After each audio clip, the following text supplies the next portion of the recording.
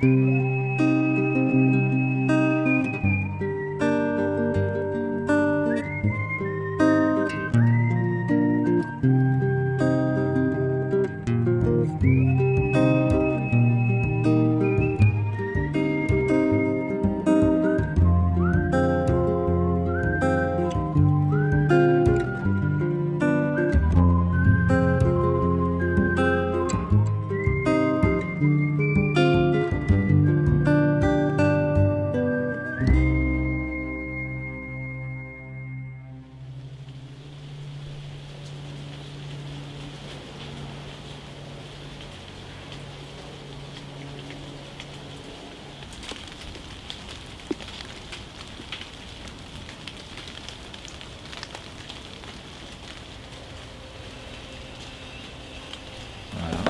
petite marche, donc on prend des choses frugales en fait.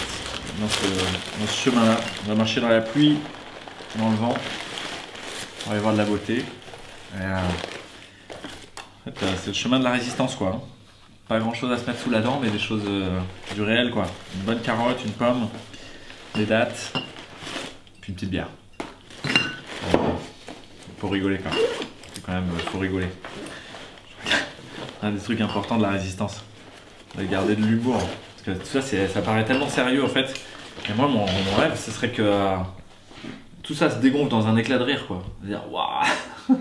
En fait, c'est juste une blague où on a déliré quoi.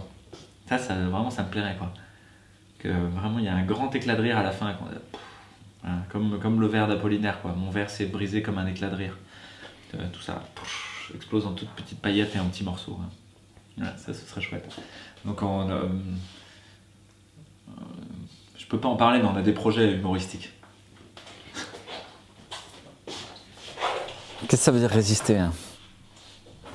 Résister, ça veut dire tenir, réussir à bâtir autour de soi comme une cohérence en fait. Et en fait, c'est comme si tout s'effondrait et qu'il y avait cette bulle de résistance. Et cette bulle de résistance, elle se structure en même temps que ça s'effondre. Les résistants, ils n'existent pas avant qu'on soit en train de s'effondrer. Ils n'existent pas avant qu'il y ait un totalitarisme.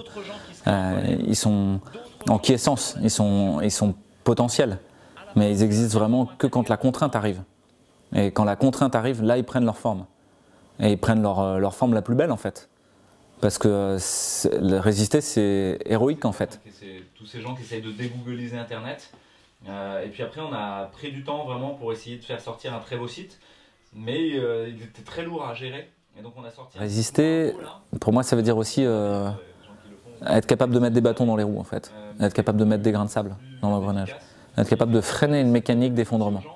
Moi, je me fais pas d'illusions sur le fait que ça va pas être facile, en fait. Mais je me suis jamais fait d'illusions là-dessus. La vie, c'est pas fait pour être facile. La vie, c'est pas fait pour être confortable, en fait. Le confort, c'est pas un but en soi. C'est pas une attente. Quelque chose où assez régulièrement, je peux avoir du conflit avec des gens qui sont de la génération baby boomer, considéreraient qu'ils devraient être confortables, quoi. Que ça devrait être bien assis dans un gros fauteuil en fait et qu'il n'y ait plus rien qui bouge. Mais ça, c'est un cercueil, ça.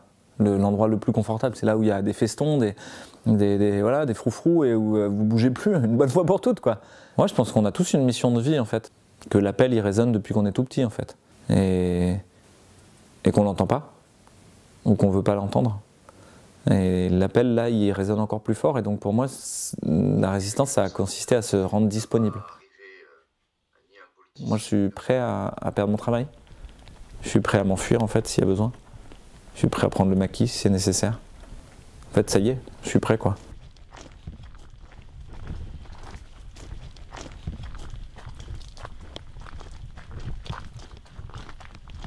Résister, c'est marcher par tous les temps en fait. Continuer à marcher sous la pluie, sous la neige, avec les grêlons, dans les cailloux, sur un beau petit chemin en sable.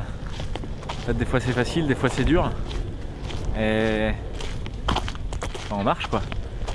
Et on sait même pas où on va. Souvent on revient au point de départ, je sais pas si vous avez remarqué, dans toutes les marches à la fin, vous revenez à la maison à la fin. Et donc on va peut-être juste revenir au point de départ, mais on y va quoi. Et au passage, c'est la marche qui nous transforme. Il l'a dit Yoda, le côté obscur de la force est plus rapide, plus facile. Mais on cherche pas ni la facilité ni la rapidité. Donc la résistance c'est en lenteur, mais c'est pas facile.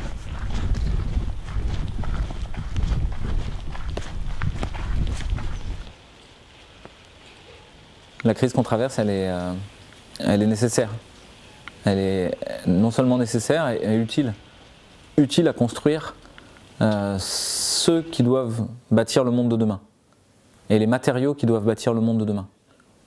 Donc, et ça c'est cohérent avec l'idéologie dominante. Voilà, je ne suis pas en train d'aller contre, c'est-à-dire l'idéologie dominante néolibérale mondialiste, elle part sur du capitalisme en fait. Du capitalisme comme la rotation de capital, comme plus grande majoration de profit, ce qu'on appelle la destruction créatrice chez Schumpeter. C'est-à-dire il faut bien détruire pour recréer quelque chose. C'est même l'idéal de la disruption, quoi. Dans toutes les écoles de commerce, toutes les écoles d'ingénieurs, toutes les écoles d'administration, c'est le seul mot-clé, il faut disrupter. Bah ok, allons jusqu'au bout, quoi. Disruptons jusqu'au bout ce système de merde, qui crée que de l'inégalité, qui crée que du pouvoir, que de la domination, qui crée de la brutalité, de la violence, qui sépare les gens les uns des autres, qui crée des gens tout seuls, juxtaposés les uns aux autres. Bah, laissons-le s'effondrer, en fait.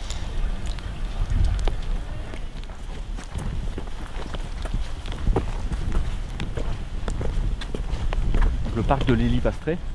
Lily Pastré, c'est la comtesse Pastré qui possédait toute la forêt là, au sud de Marseille, et qui se baladait en carrosse et tout ça. Et tout cet endroit, c'était interdit au public. En fait, c'était un endroit où il y avait des gardiens et tout ça. Et au moment de la guerre de 39-45, il s'est trouvé ici un très grand nombre de résistants, en fait. C'est-à-dire que Lily a ouvert son château à la résistance et a fait venir tous les intellectuels d'Allemagne, de France, d'un peu partout, qui fuyaient l'Allemagne nazie. Et donc il s'est retrouvé ici Bertolt Brecht, Hannah Arendt, Simone Weil, etc. Des gens qu'on aurait peut-être jamais rencontrés autrement. Mais en fait ils se sont rencontrés à ce moment-là, dans ce moment de résistance. Juste avant de finir par s'enfuir vers l'Espagne ou vers l'Angleterre, ou vers l'Angleterre ou les États-Unis. Et donc ça reste un haut lieu d'une espèce de flamboiement intellectuel et culturel au moment de la guerre, grâce à Lily Pastré. Bah, on habite là. C'est ça qui est en train de se passer. Aujourd'hui, vous demandez aux gens à quoi ils aspirent. En fait, il y a une partie des gens, ils aspirent à avoir plus de confort, plus d'iPhone, plus d'iPad, plus de vacances en Thaïlande, plus de... Ok, mais ça ne forme pas un nous, quoi. Ça, c'est juste des produits de consommation qui répondent à une espèce de pulsion de désir immédiate, mais qui ne vous nourrissent pas de l'intérieur. Qu'est-ce qui vous nourrit? À quoi vous aspirez? À quoi vous avez vraiment envie de... Vers quoi vous avez vraiment envie d'aller? C'est quoi le fil rouge de votre vie?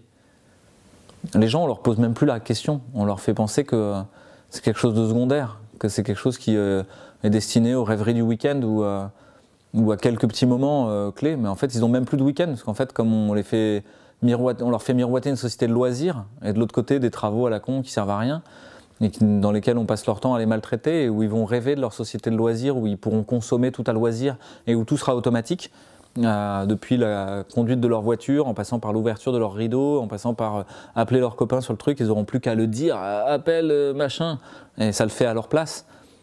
Mais justement, ça remplit pas une vie en fait. C'est juste, ça empêche de regarder en face le trou béant spirituel qui est de quoi je veux que ma vie soit remplie en fait. Et quand on creuse un peu, que les gens qui ont posé cette question-là, de quoi je veux que ma vie soit remplie, en fait, on a toujours à peu près les mêmes questions, les mêmes réponses, quelles que soient les spiritualités, les cultures. Je veux que ma vie elle soit remplie de paix, de beauté, de partage, d'échange, de rigolade, d'étreinte, d'aventure, d'amour, de lumière et de joie. Et en fait, bah voilà, c'est ça le fil rouge, quoi.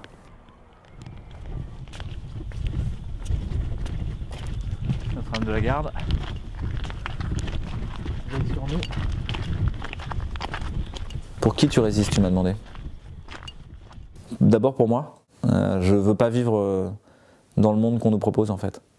Je veux pas vivre dans un monde, un techno-cocon où je suis protégé de tout, où j'ai une assurance pour aller pisser, où j'ai un casque pour sortir dehors dans la rue, où j'ai un masque pour dire bonjour à mon voisin. En fait, je veux pas vivre dans ce monde-là.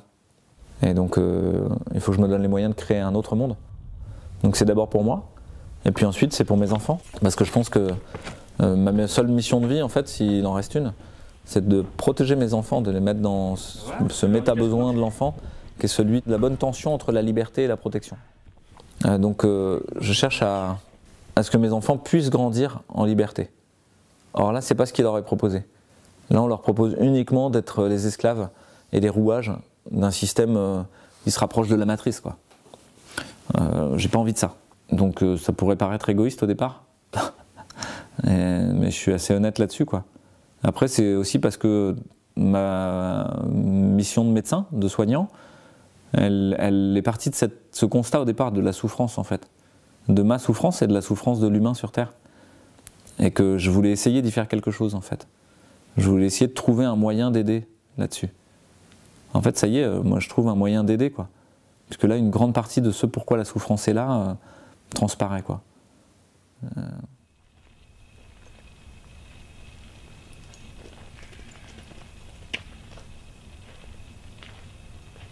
L'ouvrage des chiens, On fait un reportage sur les résistants. les résistants de la grotte Roland. Non, les résistants de maintenant. Contre le déferlement totalitaire. Ah, alors ça, c'est une bonne idée. Bah, moi, j'avoue que je suis très sensible à ça et puis très remonté, quoi. Moi, je fais partie des gens qui ont changé de médecin pendant cette période. Ouais. Parce que je ne supportais plus le comportement de ma médecin qui était devenu complètement autoritaire. On n'arrivait même plus à discuter tellement elle était parano par rapport à la Covid. Je comprends pas que des gens, notamment Véran, enfin moi ce que j'appelle véreux, cardiologue, un éminent spécialiste soi-disant, fassent de la politique. Qu'est-ce qu'ils ont à foutre dans la politique? Raoult, il n'en fait pas de politique. Il travaille, il bosse, quoi. Voilà. Il sauve des gens. Et Véran, qu'est-ce qu'il fait là? Il nous emmerde tous. Il traumatise tout le monde. Ouais, c'est ça, Voilà. c'est exactement ça, du traumatisme. Il passe son temps à taper sur les gens. Voilà, son vaccin, lui, c'est la parano. Hein, avec le croque-mort, là, comment il s'appelle, Salomon. Voilà. Hein. Bonjour mesdames. Bonjour. Faites un beau sourire, vous êtes filmés. Non, non, ça ira. Qu'est-ce que t'en penses, toi, Benji? Une jolie jeune femme comme ça et un masque, quel dommage. Comment? Une jolie jeune femme comme ça et son masque, quel Oui, piqué. il y en a plein dans Pastré, ça me fait drôle, moi, parce que... Là, ils sont devenus fous, quoi.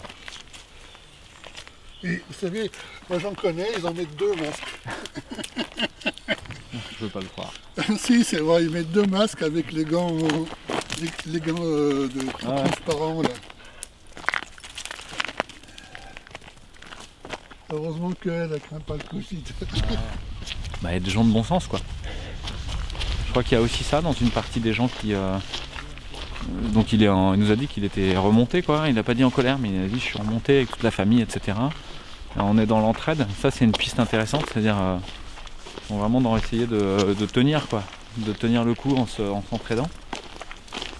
Et en même temps, il n'y a pas forcément l'idée de se mettre complètement en lien avec d'autres gens autour de manière plus large et plus ample.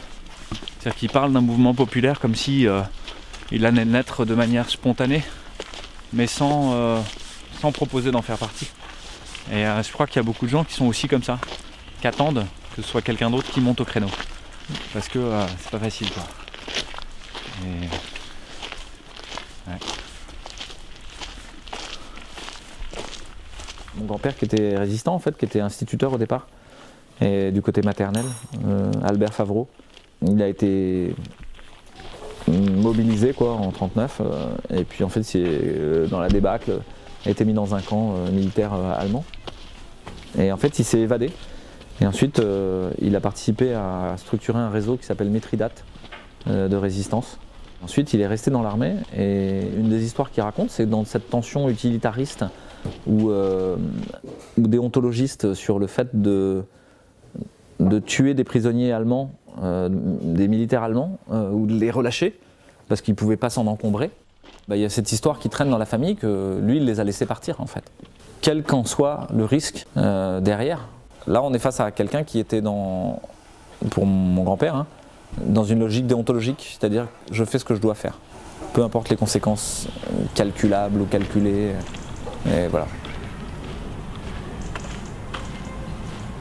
Je pense qu'il fait partie des héros, ouais. Des héros auxquels je peux me référer, quoi. Et ça, je pense qu'on a besoin de héros pour essayer de s'identifier, savoir qu'est-ce qu'on a envie de devenir, qu'est-ce qu'on a envie d'être, d'incarner. Si on n'a pas de héros, voilà, si son héros c'est Spider-Man, Superman ou Batman ou Iron Man, c'est quoi? Des mecs paranoïaques qui vont rendre la justice contre le système parce qu'ils pensent que le système est trop corrompu. Et pour ça, ils ont des super pouvoirs qu'ils ont hérités parce qu'ils ont été irradiés ou parce qu'ils ont de la technique à gogo autour d'eux et voilà, ils ont 50 ordinateurs ou parce qu'ils sont multimilliardaires de leur père ou de leur grand-père comme Batman. En fait, ça c'est typiquement le héros américain. En fait, non, le vrai héros, il construit ses compétences progressivement en fait. Il les affûte au feu du combat, toutes ses armes, il les fait, il les gagne de haute lutte, quoi. Et il devient petit à petit le héros qu'il devait être. Donc, alors que Spider-Man et ça, ils sont d'emblée, de manière transcendante, ils sont élus par les dieux pour être des héros, quoi. Non, vous n'êtes pas élus par les dieux pour être des héros, quoi. On devient le héros de sa vie parce qu'on décide à un moment d'y aller, quoi, de prendre le risque, de s'affûter au réel, quoi. Bonjour. Ouais. Faut aller voir. Mais non, c'est le docteur Fouché, c'est ça? Ah salut, enchanté, je suis vraiment content de vous voir. Et vraiment merci. Merci vous et vos collègues qui sont dans la même lignée que vous, franchement merci. Ah c'est cool, merci. Non mais franchement, honnêtement, vraiment, vous avez été le grain de sable dans ce truc. Ah on essaye de tous être des petits grains de sable pour éviter le truc, quoi. Ouais mais il faut... C'est pas rien j'imagine. Ouais. C'est dur parce que les entourages de suite ils sont happés par la com. Enfin voilà. Lui le premier, il fait des trucs, il a été obligé de fermer. Ouais, non, bah, après financièrement, ouais, c'est sûr que moi j'étais dans le tourisme et dans la musique, donc ça c'est adieu. Ouais. Non, mais même, je veux dire, de tout le. Comment dire? Toute l'ambiance, quoi. Enfin, il y a deux camps, on va dire, hein, en gros. C'est vrai, hein. Et c'est dur, hein, c'est dur. C'est dur de maintenir les positions, c'est dur de. Mais c'est grâce à des mecs comme vous et quelques autres qu'on doit pouvoir compter sur les doigts d'une main qu'on tient bon. Honnêtement, non, mais honnêtement. Voilà. Pour moi, vous avez été tous des petits grains de sable qui ont fait péter leur... Enfin, qui font un peu tanguer leur bateau. Quoi. En tout cas, l'information et la fausse information qu'il y a, c'est impressionnant. Soit disant le vaccin il devait sortir en 2021, maintenant ça y est, il en est sorti un, ils sortent tous. Le vaccin c'est un très très grand moment quoi, de non-science, de non-médecine, de non-information. C'est ouf. D'un coup il apparaît, tout le monde, ça y est, il est sorti le vaccin. Parce qu'une fois que tout le monde gêne... Je suis allé acheter le santon de Raoult. Ah oui. Ça fait 3 jours j'y vais, il y en a jamais. Il paraît qu'il est en rupture de stock, ouais. Ouais. Voilà. Ah, vous travaillez avec lui? Moi pas directement, ouais, mais oui. Ils veulent le démolir. Hein. Non, mais lui aussi, hein, en ce moment, mais lui aussi, il passe dans les infos, machin et tout. Et, c'est une honte. Non, c'est vrai, c'est une honte. Tenez bon et le délire, quoi. Courage. Hein. Ouais, mais en face de vous. Ah, mais un jour, il y a tout qui va sortir, de toute manière. On le saura, la vérité. Ouais, c'est ça mon espoir, moi. Ouais, mais ça sortira, on verra. Elle tire le fil de choses qui étaient là depuis bien longtemps et qui vont... Bien sûr. Ouais. Allez, passez une très bonne journée. Bonne journée, au revoir. Courage. C'est compliqué pour moi en public là d'inviter à l'action de désobéissance civile. J'appelle à la non-violence en fait, mais une non-violence active et de blocage, de boycott. Arrêtez d'acheter des iPhones, éteignez votre télé, éteignez votre téléphone portable, éteignez Internet. Tenez le coup pendant 14 jours. Déjà, vous allez voir, est-ce que vous arrivez à tenir le coup 14 jours sans Internet? Très difficile en fait pour la plupart d'entre nous, et y compris pour moi. Mais on pourrait se donner comme ça, comme premier défi, et voir qu'est-ce qui se passe en fait. Vous allez me dire, mais l'ensemble des gens ils sont hypnotisés quoi, par le joueur de flûte de Hamelin. Attaquez-vous à l'hypnotiseur. Faites ce qu'il faut. Déconnectez les réseaux. Bonsoir. Oui, ça va, oui. Arrivez à débrancher la télé, Internet. Tout le monde peut essayer de le faire. C'est-à-dire rompre le pacte avec le diable. Le diable vous dit, je vous donne des pouvoirs et je vous demanderai en échange. Non, pas rien. Presque rien. Mais c'est quoi presque rien? C'est presque rien, c'est un tout petit quelque chose. Mais quoi alors? Ah, votre âme. Oh, c'est quoi l'âme? Je sais pas ce que c'est, moi, je m'en fous. Ouais, je veux bien signer. Ok. Et donc on a signé en disant, mais je sais pas ce que c'est l'âme. Et aujourd'hui, on a des outils qui en fait contiennent un niveau de violence, un niveau de mal, un niveau d'ombre qu'on refuse d'envisager de regarder en face. Dans nos téléphones portables, il y a des enfants dans des villes-usines, il y a des guerres qui sont fomentées voilà, en République démocratique du Congo ou ailleurs pour avoir accès aux supraconducteurs. Si tu fais le compte à la fin, bien sûr qu'il faut dire non. Bien sûr qu'il faut poser son téléphone portable smart, soi-disant, et l'éteindre. Bah, je peux vous assurer pour l'avoir fait qu'à 14 jours de déconnexion, tout ça pèse en fait. La réalité revient en force. C'est-à-dire que 14 jours sans tous ces écrans, tout le monde va réaliser que le problème, c'est les masques dans la rue. Tout le monde va réaliser que le problème, c'est les conflits à la caisse du supermarché avec quelqu'un qui vous explique ce que vous devez faire ou pas. Et tout le monde va réaliser que le problème, c'est que les restaurateurs, les artistes sont en train de crever. Et tout le reste, ce sera de la littérature. Tout le reste, ça n'a pas d'importance en fait. Qu'il y ait des multimilliardaires qui s'étripent pour essayer de vous faire vacciner pour un truc qui fait si peu de morts. Mais pourquoi est-ce qu'on s'énerve là-dessus quoi? On s'en contrefiche en fait.